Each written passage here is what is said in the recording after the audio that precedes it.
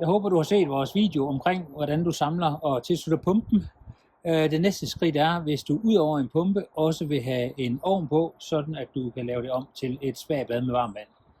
Og nu har vi prøvet at montere ovnen. Jeg vil gennemgå, hvad der er, I skal gøre for at få ovnen til at virke på den rigtige måde sammen med pumpen.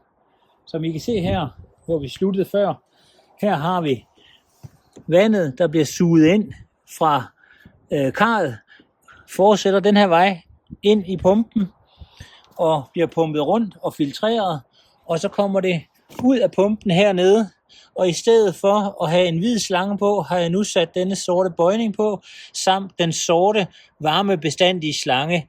Du kan ikke bruge den hvide slange her, da den vil smelte op i den anden ende, hvor den rører ovnen. Derfor er det vigtigt at bruge en slange, som kan modstå den varme, der er i ovnen. Og som I kan se, så er de her slanger lavet til 100 grader, så de kan tåle at sidde monteret på ovnen.